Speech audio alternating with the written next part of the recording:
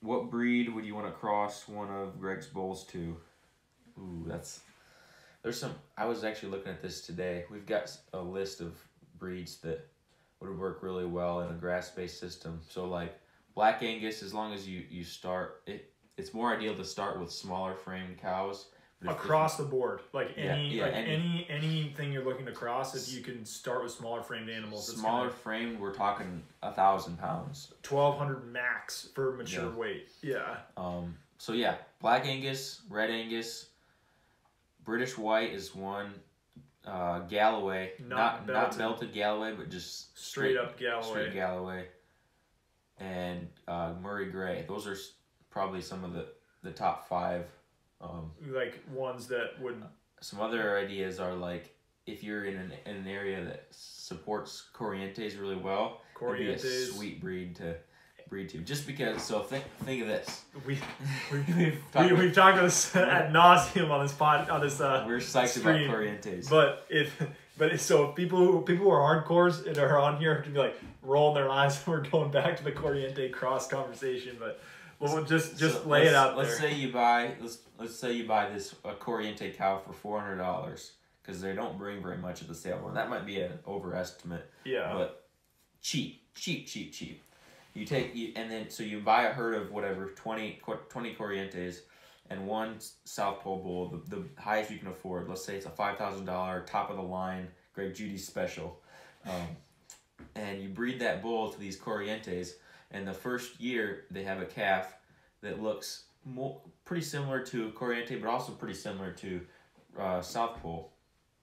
And you sell that calf at the market, it's going to bring $600 as opposed to the $400 that you paid for the cow. It's hypothetical. So hypothetical. Yeah. So now you've in the first crop, you've already made back your investment, and then you keep back the heifers from that first cross. You breed them back to their father, along with their mothers. You breed the mothers too, and just keep that going. But you breed the heifers, and they calve, and now it's a 3/4 South Pole, 1/4 Corriente. So it looks more like a South Pole than a Corriente at this point. You keep doing that down the line, and pretty soon you've got what looks closer and closer and closer to a South Pole herd, like 7/8, 15/16. Like at that point, you basically have South Pole cattle, and so you've taken a cow that is just dirt cheap, nobody wants, and by breeding up, essentially you've added value to this cow, and now you've got this herd that's pretty basically South Pole herd, but then you also get some of the Corriente benefits of the breed, like the hardiness and the heat tolerance and all that. So. The only thing to remember in this whole scenario is that it takes 2 years minimum between generations. So if you're talking 3-4 generations down the road, you're talking 8. Yeah, it's time. 8 years. You have to have time on your hands. Yeah, minimum. So and time on your side. Yeah.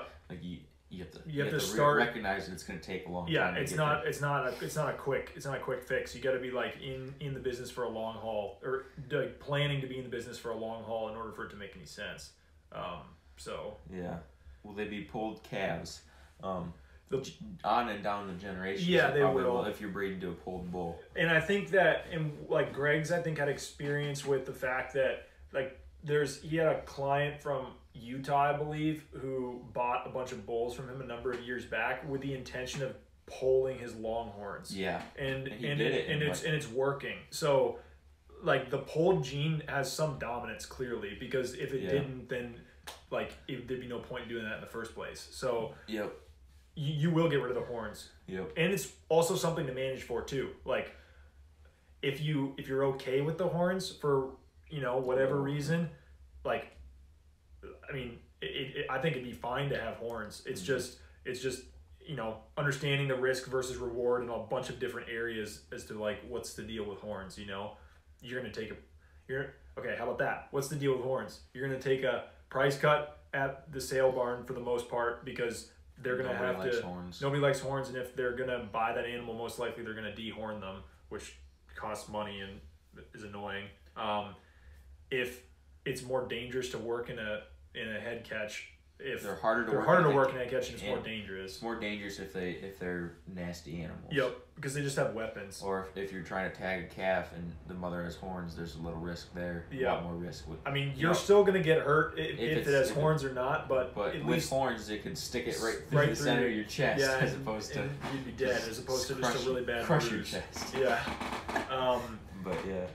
But the flip side though is that, like, there's a lot of arguments out there that horned animals are a lot healthier, like hormonally, than